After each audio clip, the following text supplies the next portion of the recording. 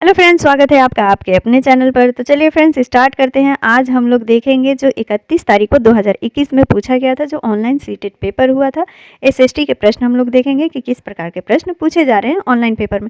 और फ्रेंड्स ये उन लोगों के लिए भी फ़ायदेमंद होगा कि जो महिलाएँ होती है काम करते करते मतलब प्रीवियस ईयर क्वेश्चन नहीं देख पाती हैं, तो वो अगर काम करते करते भी वीडियो किसी का भी वीडियो अगर कान में लगा करके सुनती हैं, तो सुनने से भी बहुत फ़ायदा होता है, क्योंकि सुनने से भी हमारे क्वेश्चन बहुत याद होता है। तो चलिए स्टार्ट करेंगे बिना देरी किए हुए। अगर आप लोग नए हैं तो मेरे चैनल को सब्सक्राइब ज़रूर कीजिएगा, लाइक सपोर्ट ज़रूर कीजिएगा। स्टार्ट करते हैं।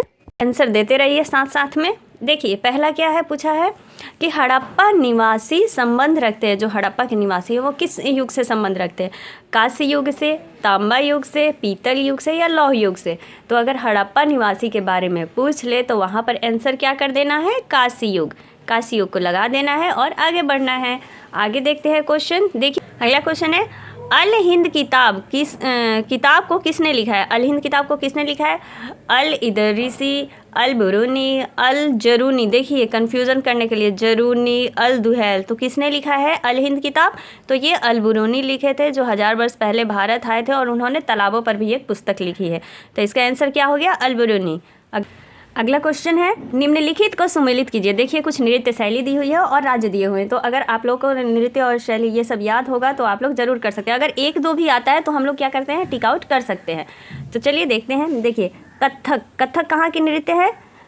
कौन सा है? ए। तो ए कहाँ के, कथक कहाँ की नृत्य है? उत्तर प्रदेश की। अगर आपको ये भी नहीं आता है तो आप लोगों ने जो ट्रिक से अगर मेरी वीडियो देखी होगी डांस वाली, तो उसमें देखिए जैसे कथकली। अब कथकली कहाँ की है? तो ट्रिक से बताई थी कि केरल। बच्चों को केरला दीजिए तो वो क्या करने लगते हैं? कथक करने लगते हैं, मतलब इधर उधर उछल कूद करने लगते हैं। तो चौथा का हम लोग को क्या मिल गया? सी मिल गया। अब इधर देख लेते हैं कि जो चौथा है उसका सी, यानी सी का चौथा। तो सी का चौथा किस में दिया है?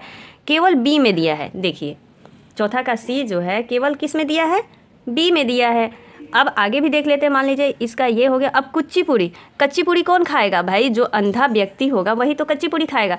तो डी का क्या मिल गया? डी का एक मिल गया। तो पहला भी किस में दिया है? देखिए डी का पहला, देखिए किस में दिया है? बी ऑप्शंस में दिया है। तो दो हम लोग को अगर आता है तो हम लोग उससे भी आंसर टिक आउट सही कर सकते हैं और आगे बढ़ सकते हैं।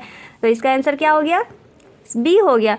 अब याद कर लीजिए, कथक का क्या हो गया? उत्तर प्रदेश हो गया। भरतनाट्यम कहाँ की है? तो तमिलनाडु की है। कथकली से केरल और कुचिपुड़ी आंध्र प्रदेश। आगे बढ़ते हैं। देखिए फ्रेंड, जनजातियों को भी आप लोग जरूर याद कर लीजिएगा, क्योंकि जनजाति से भी देखिए अब क्वेश्चन कैसे पूछे जा रहे हैं। निम्नलिखित समुदायों का सही क्रम कौन सा है जिन्होंने शासकों के खिलाफ विद्रोह किया? प्रारंभिक विद्रोह से आरंभ करते हो, मतलब शुरुआत से इसको लास्ट तक लगाना है कि शुरू में किन्होंने शासकों के खिलाफ विद्रोह किया था। तो शुरू में कौन किए थे? संथाल, कोल, बस्तर, वर्ली। कोल, संथाल, बस्तर, बर्ली, संथाल, बस्तर, कोल, बर्ली, या कोल, संथाल, बस्तर, बर्ली। तो कौन किए थे? तो सबसे पहले कोल किए थे। याद रखिए, कोल, संथाल, बस्तर और बर्ली। देखिए अगर हम लोग ऐसे भी नहीं पढ़े हैं तो मतलब प्रीवियस ईयर करने से भी देखिए कितना याद होता है। तो इसीलिए ज़रूरी है सीटेट एग्ज़ाम क्रैक करने के लिए प्रीवियस ईयर मॉक टेस्ट लगाना। इसका आंसर क्या हो गया? पहले कोल किए थे विद्रोह, उसके बाद कोस बब, कोस वर्ली, ऐसे याद रखिए। कोस यानी कोल, संथाल और बर्ली। बस से बस्तर और बर्ली लास्ट में आ गया, तो कोल, संथाल, बस्तर, बर्ली। अगला क्वेश्चन है। देखिए तमिलनाडु में पेरियार ने गैर ब्राह्मण आंदोलन किया। जो पेरियार एक जनजाति होगी, या तमिलनाडु में पेरियार ने गैर ब्राह्मण आंदोलन किया। इसने जाति प्रथा को कई चुनौतियां दी। निम्न कथनों पर विचार कीजिए और सही विकल्प चुनें। तो इन सारे ये पॉइंट दिए हुए हैं इनके बारे में, तो इन पर विचार करना है और सही विकल्प को हम लोगों को चुनना है। तो इन्होंने क्यों किया था? उन्हें मंदिर प्रवेश आंदोलन आरंभ किया। उन्होंने मानवता की एक जाति, एक धर्म, एक ईश्वर का नारा दिया। उन्होंने स्वाभिमान आंदोलन आरंभ किया। उन्हें मद्रास में 1864 में वेद समाज की स्थापना की। तो जो तमिलनाडु में जो पेरियार ने गैर ब्राह्मण आंदोलन किया था, उन्होंने क्या किया था कि उन्होंने स्वाभिमान आंदोलन आरंभ किया था अपने पहले क्या होता था कि जो ब्राह्मण जाति या उच्च जाति के जो लोग होते थे वो क्या करते कि छोटी जातियों को कुछ समझते ही नहीं थे। तो इसीलिए उन्होंने अपने स्वाभिमान के लिए आंदोलन आरंभ किया था गैर ब्राह्मण जातियों के लिए। तो इसका आंसर क्या हो गया? सी हो गया। अगला क्वेश्चन, ज्योतिराव फुले ने जाति असमानता की आलोचना किसके द्वारा की है? ज्योतिराव फुले है, इनसे बहुत सारा क्वेश्चन पूछता है। इन्होंने एक पुस्तक भी लिखी है ज्योतिराव फुले ने, तो इनसे क्वेश्चन बहुत सारा आता है। तो देखिए, जाति व्यवस्था के खंडन हेतु धर्म ग्रंथों को पढ़ाना इन्होंने कौन सी पुस्तक लिखी है? गुलामगिरी, आई थिंक, हाँ, गुलामगिरी ज्योतिराव फुले ने लिखी है। और जातीय असमानता की आलोचना किसके द्वारा की? तो जाति व्यवस्था के खंडन हेतु धर्म ग्रंथों को पढ़ाना और उनको उद्धृत करना। यह तर्क देकर कि आर्य विदेशी थे और उन्होंने मूल निवासियों पर आधिपत्य स्थापित कर जाति व्यवस्था लागू की। सभी मनुष्यों की विज्ञान आधारित जैविक समानता के दावे को मानकर या पूर्व सदियों में भक्ति और सूफी आंदोलनों से प्रभावित होकर। तो ज्योतिराव फुले किसकी आलोचना करती है? वो ये करती हैं कि यह तर्क देकर कि आर्य विदेशी थे और उन्होंने मूल निवासियों पर आधिपत्य स्थापित कर जाति व्यवस्था लागू की। अगर ये क्वेश्चन पूछ ले तो याद रखिए कि आर्य विदेशी थे, इन्होंने आलोचना की है और उन्हें मूल निवासियों के आधिपत्य स्थापित जाति व्यवस्था लागू की थी। आंसर क्या हो गया? बी हो गया। अगला क्वेश्चन है, जालियांवाला बाग जो घटना के विरुद्ध महात्मा गांधी ने किस अभियान का आह्वान किया था? जालियांवाला बाग के बाद कौन सा हुआ था? तो रॉलेट एक्ट, खिलाफत एक्ट, सविनय अवज्ञा, नहीं, असहयोग आंदोलन जो महात्मा गांधी थे इसका आह्वान किया था। अगला क्वेश्चन है, राइन घाटी और वासेज पर्वत उदाहरण हैं? भ्रंशोत पर्वत, वलित पर्वत, ज्वालामुखी पर्वत या ग्लेशियर? तो किसका उदाहरण है? राइन और वासेज पर्वत अगर आ जाए, आप लोग देखिए किसका उदाहरण है, तो ये है भ्रंशोत पर्वत का। भ्रंशोत पर्वत का क्या है? राइन पर्वत और वासेज पर्वत उदाहरण है।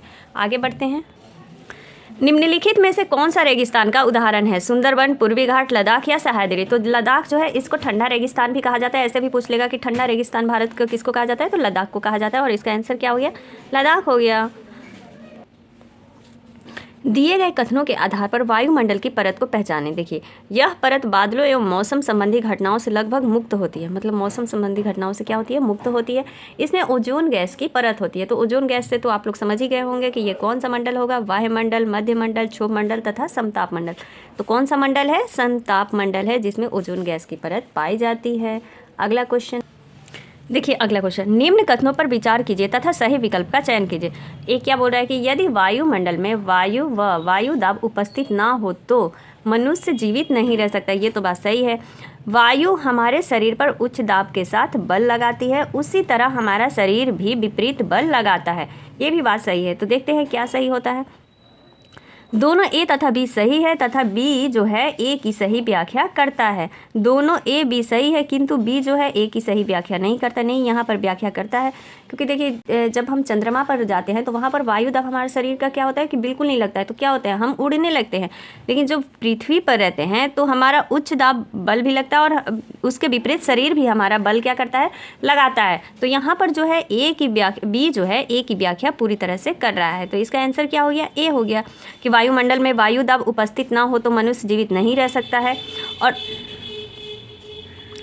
और दूसरा है कि वायु हमारे शरीर पर उच्च दाब के साथ बल लगाती है तथा उससे तरह हमारा शरीर भी जो है वो विपरीत बल लगाता है। तो इसका आंसर क्या हो गया? ए हो गया। भारत के कौन से क्षेत्र की भेड़ से पश्मीना ऊन मिलती है? तो कौन से क्षेत्र की? लद्दाख। जो चंथांग जनजाति है वो सबसे कितने किलोमीटर ऊपर उनका डेरा रहता है? तो 5000 किलोमीटर रहता है। और पश्मीना जो ऊन है उन्हीं की बकरियों से ये प्राप्त किया जाता है। वो भेड़ नहीं रहते हैं। पश्मीना ऊन जो एक प्रकार की बकरी है जिनसे यह ऊन प्राप्त किया जाता है। तो ये कहाँ पाया जाता है? लद्दाख में मिलता है। अगला क्वेश्चन है, विभिन्न समुदायों के लोग विभिन्न प्रकार के से एक दूसरे का अभिवादन करते हैं। यह चिन्ह है, क्या है? तो समाजवाद का है, धर्मनिरपेक्षवाद का है, विविधता का है या सामाजिक न्याय का है? तो ये देखिए, विभिन्न प्रकार के लोग जो अलग अलग तरीके से एक दूसरे का अभिवादन करते हैं। तो ये तो साफ झलक रहा है कि इसका आंसर क्या हो जाएगा? विविधता का हो जाएगा। हिंदुस्तान में अनेक प्रकार की विविधताएं पाई जाती हैं, तो विविधता इसका आंसर हो गया। अगला क्वेश्चन देखिए, अगला क्वेश्चन है कि प्रीति एक परिवार के पास 15 एकड़ उर्वरक भूमि है। जो प्रीति के परिवार के पास कितना एकड़ भूमि है? 15 एकड़ भूमि है। उसके पिता ने एक सरकारी बैंक से 1 लाख रुपया का ऋण लिया। हालांकि असमय वर्षा से खेतों में बाढ़ आ गई और उनकी फसल बर्बाद हो गई। प्रीति को इस बात की राहत है कि अगले कुछ महीनों के लिए उनके पास अनाज है। संभवतः वह किस प्रकार के परिवार से है? कृषि मजदूर, छोटे किसान, बड़े किसान या छोटे दुकानदार? तो देखिए, जब उसके पास कुछ महीनों के लिए राशन है तो ये छोटे किसान के पास तो नहीं रहेगा, ना छोटे दुकानदार के पास, कृषि मजदूर भी नहीं। मजदूरी जो करेगा वो उसके पास अनाज कहाँ से एकत्रित होगा? और उसके पास ना ही तो ये 15 एकड़ भूमि होगी। तो वो कौन सा किसान होता है? वो बड़ा किसान होता है जिसके पास 15 एकड़ ज़मीन है और खेत अगर थोड़ा बर्बाद भी हो गया तो उसके पास कुछ महीनों के लिए अनाज उसके पास है। अगला क्वेश्चन है, हिंदू उत्तराधिकार अधिनियम 2005 निम्नलिखित में से क्या प्रदान करता है? कुल नाम ना अपनाने की स्वतंत्रता, पिता की संपत्ति पर पुत्र और पुत्री का समान अधिकार, महिलाओं द्वारा हिंदू विवाह अधिनियम के अंतर्गत वैवाहिक अवस्था को खारिज करने का अधिकार तथा कृषि भूमि पर पुत्रों का वंशागत अधिकार। तो जो हिंदू उत्तराधिकार अधिनियम 2005 है, यह क्या प्रदान करता है? ये उत्तराधिकार से ही पता चल गया कि पिता की संपत्ति पर पुत्र और पुत्री का दोनों का जो है वो समान अधिकार है। देखिए अगला क्वेश्चन है कि भारत जो कि एक लोकतांत्रिक देश है, अब जहाँ पर कि सार्वभौमिक वयस्क मताधिकार का अर्थ क्या होता है? यहाँ पर मताधिकार का अर्थ पूछा है, तो कानून के समक्ष प्रत्येक व्यक्ति, यहाँ पर कहाँ से आ गया?